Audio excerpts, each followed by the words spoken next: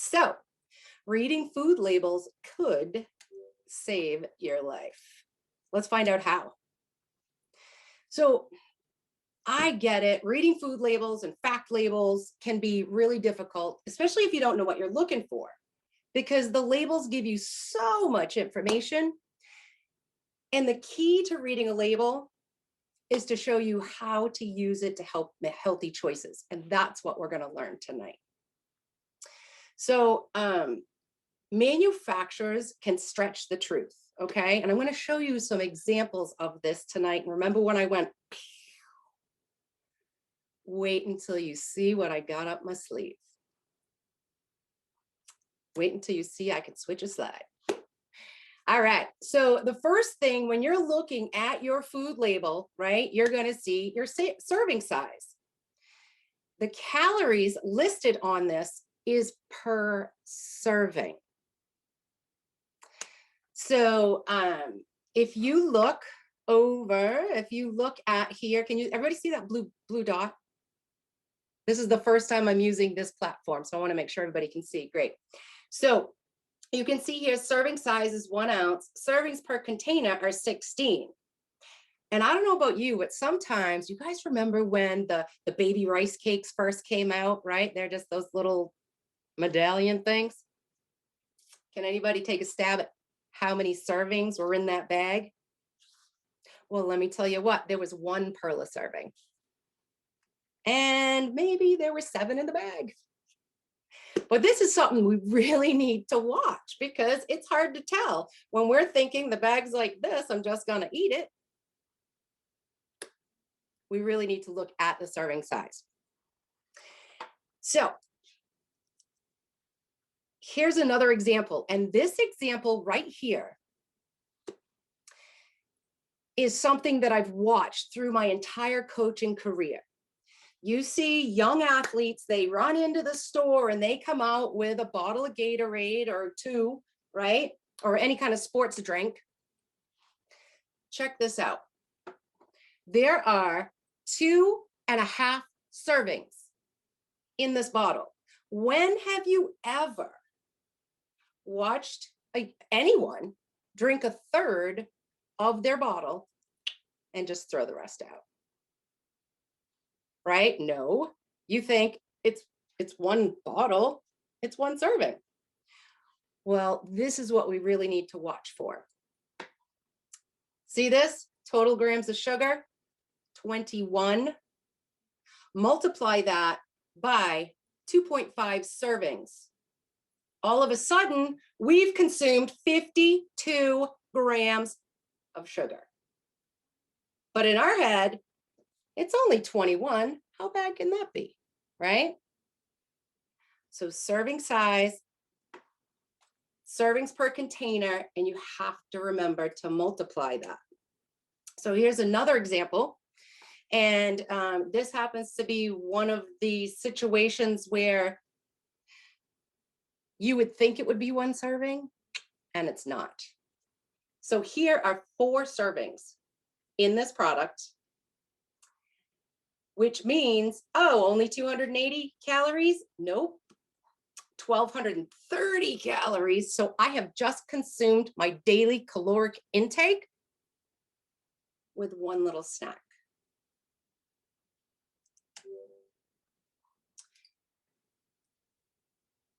Next on the food label, you're going to find fats. Fats are measured in grams. We all know about saturated fat, right? It's solid at room temperature. Most saturated fat comes from animal products, but some are plants. Now, not all saturated fats are bad for you. For example, coconut oil is a saturated fat. However, it's a medium chain saturated fat versus a short chain. And what that means is it's actually been proven to help with Parkinson's, to be great for gum pulling, to be great for your hair, great for your skin, great for a lot of health situations, right? It's great for you. But it's medium chain saturated fat, not to be confused with a hunk of lard, okay? Now, we know we have to keep an eye on the amount of short chain saturated fats that we consume because it has been known to increase our LDL, our lousy cholesterol. And for those of you who don't know, so we got LDL and we have HDL. You know how I remember the two? H is for happy and L is for lousy. So when you're looking at your stats, right, you're reading it all over. Happy cholesterol, not so happy cholesterol. Oops, let me back up here. So I want to go back and I want you to all look at this. What does this say right here? Let me get this over here. Sugar-free. Everybody see that? It says sugar-free. How much sugar is in this? 0. But the second ingredient is corn syrup. Crazy. This is the stuff I'm telling you about. As of 2006, it became a law that all trans fats had to be listed on every nutrition label. And a trans fat is formed when a liquid fat is made solid by the addition of hydrogen atoms. It's a process, strangely enough, known as hydrogenation. Hydrogenation solidifies liquid oils to increase its shelf life. The longer on the shelf, the longer we have to buy it, right? So it's great for the manufacturer. The longer it can stay there on the shelf, the more chances we have to go in and buy it. It's the manufacturer's job to sell their product. It is not their job to look out for our health. So we all know trans fats is a really unhealthy fat. We know that there's a lot of health risks, right? So because the law is now, it has to be listed on the, oops, let me go back. It has to be listed on the label. Check this out. Trans fats. What does that say? 0. How do they get away with it? It's listed on the label somewhere. It's in the ingredient list. And unless you know what you're looking for, how would you know? Right? Hydrogenated vegetable oil, the third ingredient in that product. Another part of this same label, aspartame. I want you to look at your gum. I want you to look at any beverages you drink. I want you to look at anything you eat. Aspartame is the leading cause of many autoimmune deficiencies and immune diseases. I got a bad thyroid. Guess what? Autoimmune. Anyone here have or know anyone who has an autoimmune issue? I promise you, you all do, even if you don't know it. Well, guess what? Aspartame, when heated to 86 degrees or hotter, turns to formaldehyde. So my sister was a Diet Coke junkie, okay? You tell me that when they put Diet Coke in these tractor trailers, traveling from God knows where, that it never gets 86 degrees? I doubt it. It has to. So look at your ingredient list. Check for that aspartame. Next on the list is sodium. And the latest recommendation for sodium is less than 2,400 milligrams if you're under 50 years old. That is 1 teaspoon of table salt. If you're 50 or over, it's 1,200 milligrams. Now, sodium, we get it in our tomatoes, in our turkey, in our chicken, in our celery. There's sodium naturally in our food. So if we're using it, we should be using it because it enhances the flavor of a particular dish, okay? Now, not all salt is created equal. 1 teaspoon So here, what I'm going to do here, guys, is this is all 1 teaspoon. And then I'm going to tell you equals the number of milligrams of salt. Okay. So table salt, 2,325 milligrams. Sea salt, a little less with benefits. Himalayan salt, even less with even more benefits.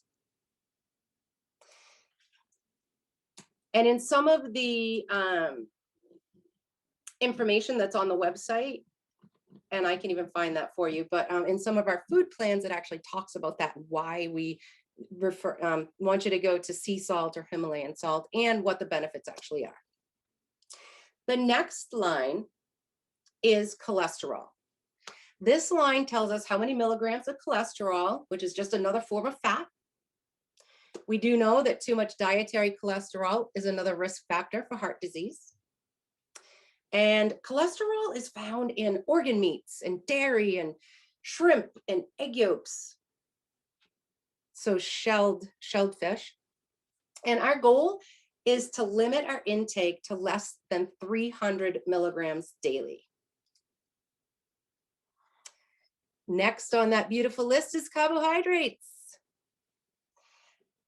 Carbohydrates are also listed in grams per serving.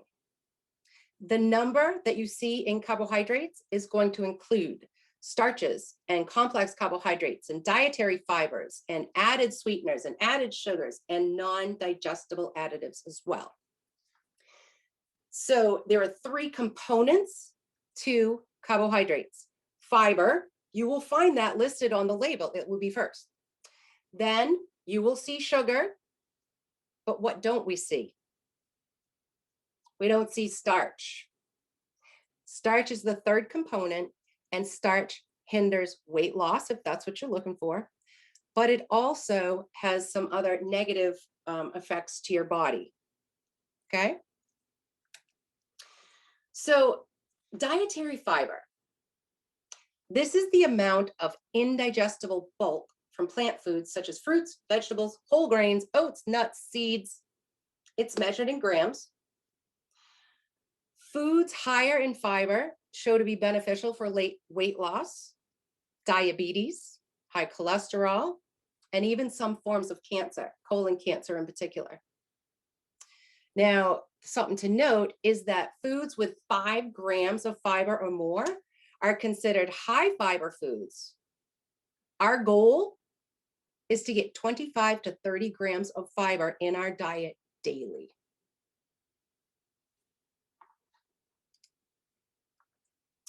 Next on the list is proteins. And proteins measured in grams. Proteins contain amino acids found in meat, poultry, fish, dairy, eggs, nuts, some vegetables. Protein needs are really based on individual needs. It's your height, it's your weight, it's your age, it's your physical activity level. But as a rule, right, we know that women, the average female, should consume 20 to 30 grams per meal, and the average male, 30 to 40 grams per meal. Vitamins and minerals. I love micronutrients. This is when I can really get my geek on, but I'll try not to.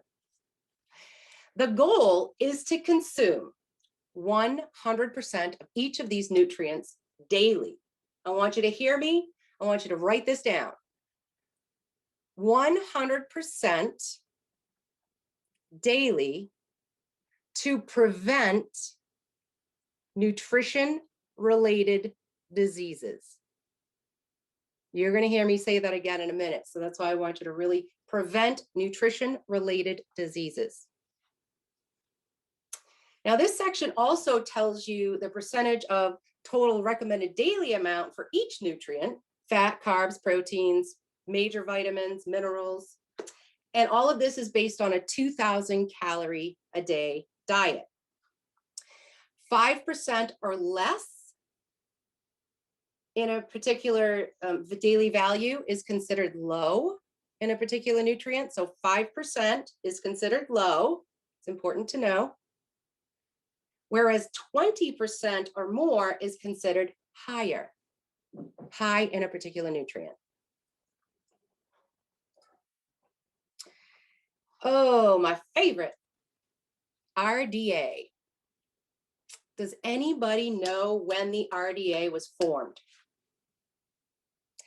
1930. 1930.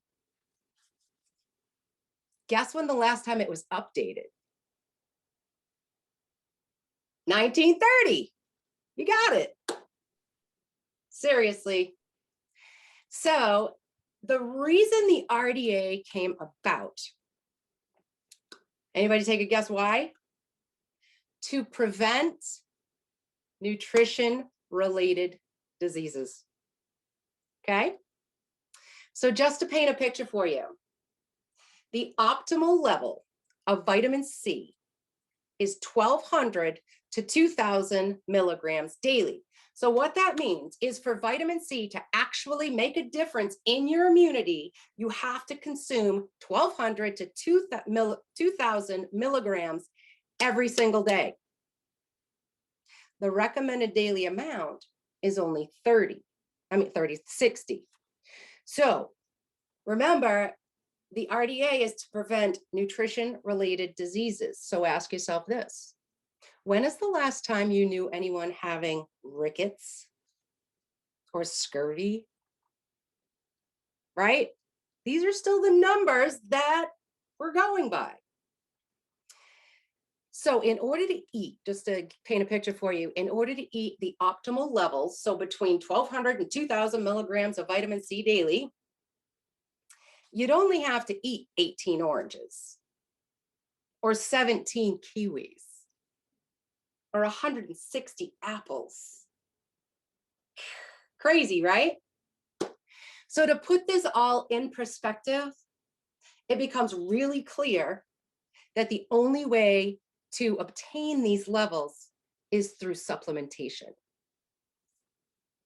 Herbalife has a product called Best Defense that everybody in this household takes every single day. It has 1,000 milligrams in it, and then plus what we have in our nutrition for that day. So yeah, super important. Great way to get it in. So when I was a kid, and I'm sure some of you have heard this too, right? If you get a cold, if you get sick, what do you run for? Go get the orange juice, right? Get the vitamin C, man. Pump that orange juice in you. Well, let's go back and think about if it takes 1,200 to 2,000 milligrams of vitamin C to increase your immune system, and an 8-ounce glass is 110 calories, has 24 grams of sugar, right? 24 grams of sugar in just one 8-ounce glass. However, I would need to consume 20. Let's go on the low end. We'll stick with 1,200, okay? I would have to consume 20 servings of orange juice to hit that optimal level, which means I would only be consuming 1 pound of sugar a day. That was just to get my vitamin C in. Anybody know what sugar does? It crushes your immune system. It feeds cancer cells. It is literally a carcinogen to our body.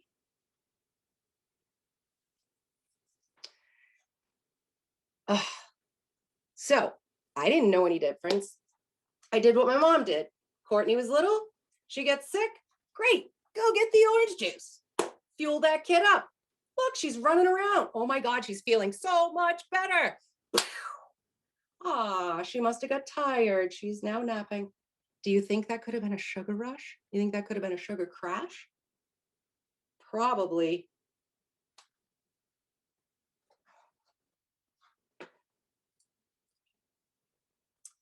All right, so with every packaged food, there has to be a list of ingredients included on it.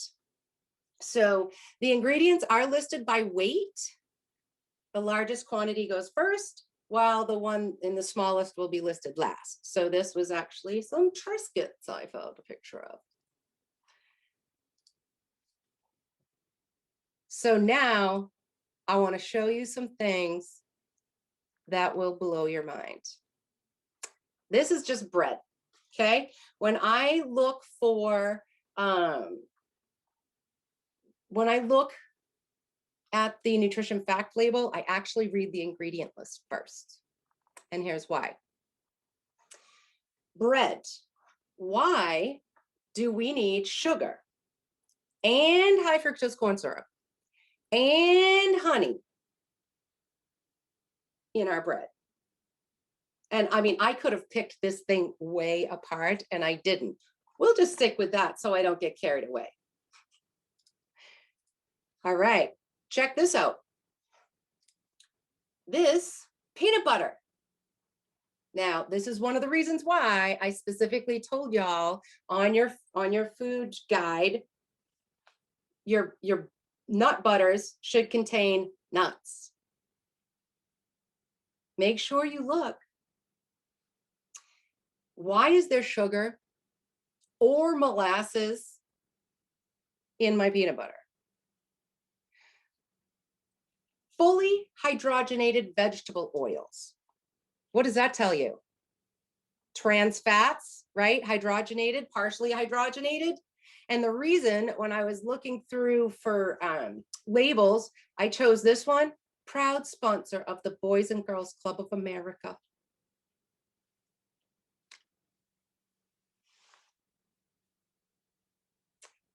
Yes, I get a little passionate about this. Know what you're eating, know what you're feeding your children, know what you're giving your grandchildren or anybody else for that matter. Yeah. Smuckers. Who here has had Smuckers? I have, right? Great. High fructose corn syrup. Pretty sure Mama didn't use high fructose corn syrup.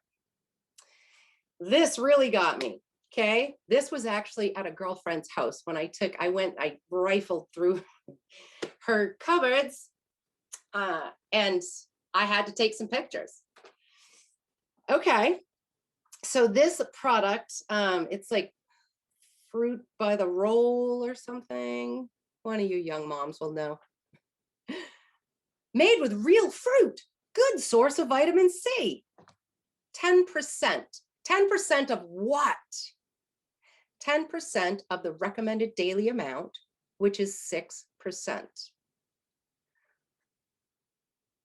How many milligrams do we actually need to make a difference in our immunity? 1,200 to 2,000 milligrams. Okay. Not to mention the sugar, maltodextrin, corn syrup, partially hydrogenated cottonseed oil.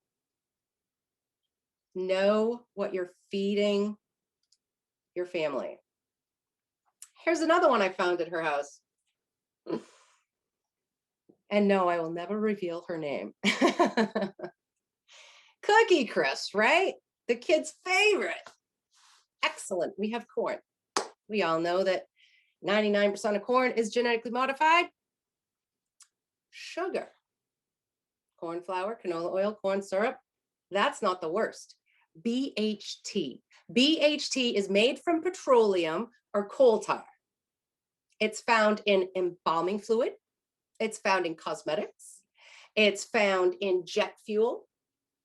And it's used as a food preservative, usually for children's food. It is definitely linked to hyperactivity and cancer in children.